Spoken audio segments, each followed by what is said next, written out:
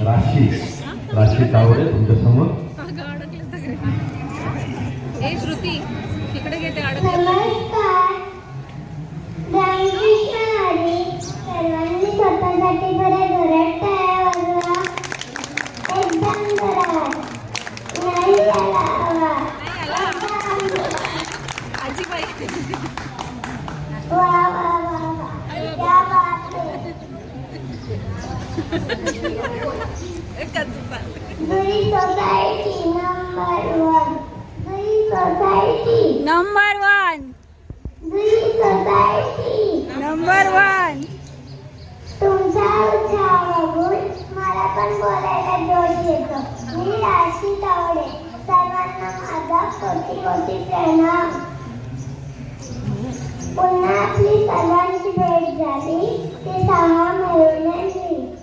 15 August 1947 रोजी आपला भारत देश स्वातंत्र्य झाला. या स्वातंत्र्य दिनानिमित्त सर्वांना खूप खूप शुभेच्छा.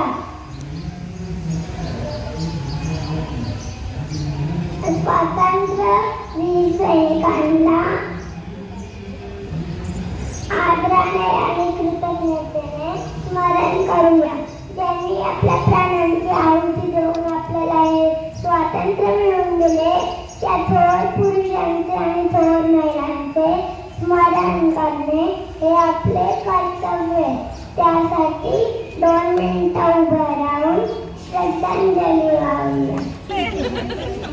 स्वातंत्र्य अजूनही भारतीय सैनिकांना युद्धाला सामोरे जावे लागते.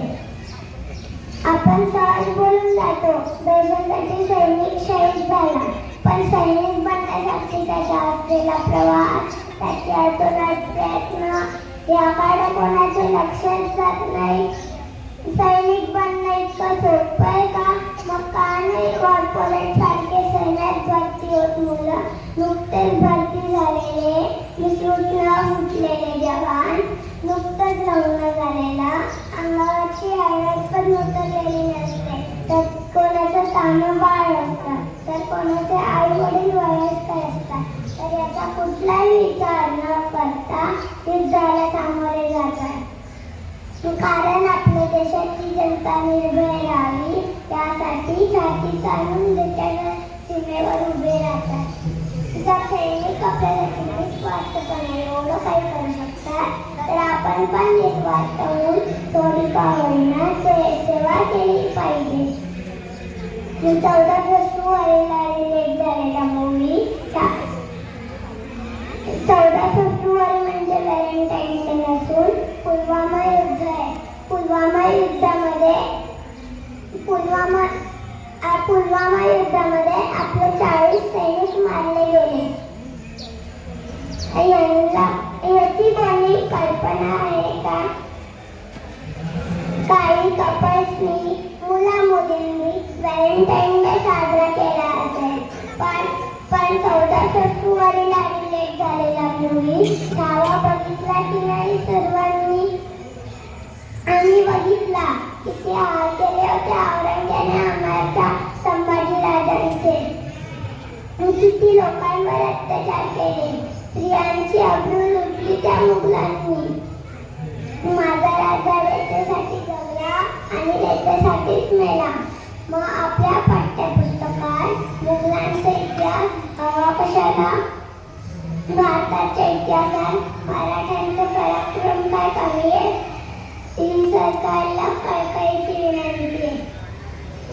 प्रत्येक इतिहासाच्या पुस्तकात छत्रपती शिवाजी महाराज, छत्रपती संभाजी महाराज, शाहू महाराज, महाराणा प्रताप, पृथ्वीराज चव्हाण अशा अनेक राजांचा इतिहास पाठ्यपुस्तकात यावा ही विनंती आहे.